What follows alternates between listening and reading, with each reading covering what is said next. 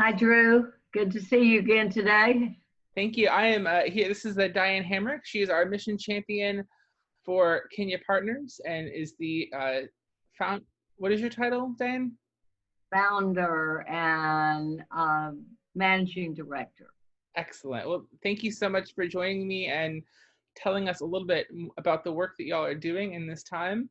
So, for those of you who in our congregation who might not know about Kenya Partners, can you give us a brief description of what your work is?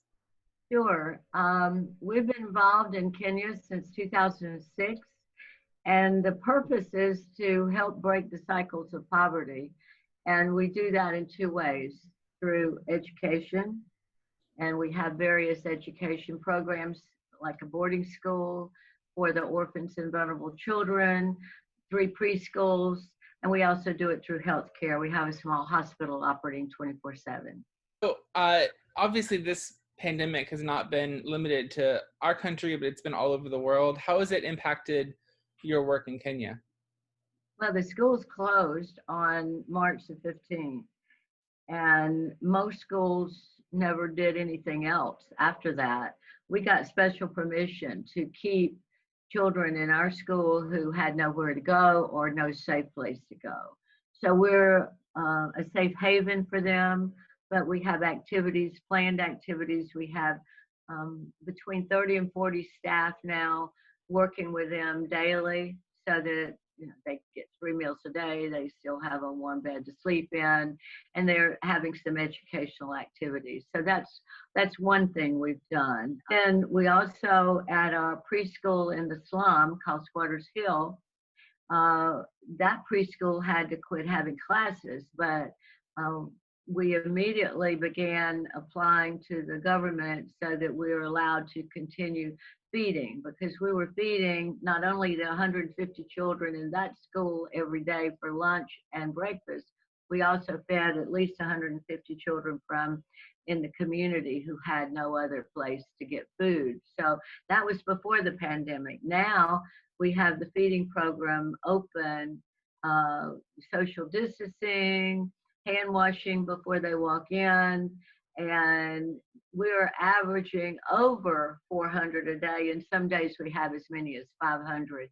Some children are coming from as far away as 2 miles because they've heard, and most of them, that's the only meal they get a day. Some try to take some back to their siblings at home or their parents. That's excellent.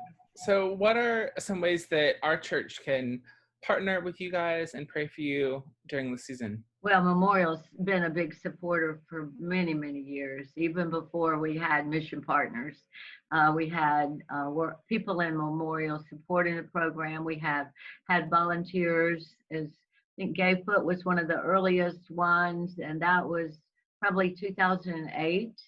And so we've had people from Memorial going on teams, and we are having another team next year for anyone that's interested, because once you see it, then you realize what has to be done and what needs to be done and why we're doing it in another part of the world, because the poverty there is not like any poverty we've seen anywhere in the US. But then we need prayer. We need that kind of support constantly. And then, of course, we need people um, to find out more about our programs. We're having a virtual event the end of September, and we'll put a notice about that hopefully in one of the Memorial newsletters, so people can log in and see and take a journey to Kenya and hear the stories directly from the children, from the people that have been impacted. It's not people like me standing up giving a speech. It is, you're seeing the work in action and you're seeing what the impact is. So we are hoping people will join us for that. And at the end, you get to take a virtual safari.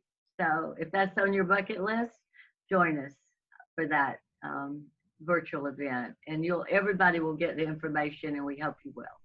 That sounds exciting.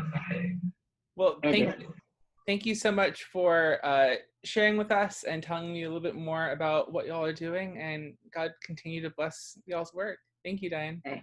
Amen. Thank you, Drew.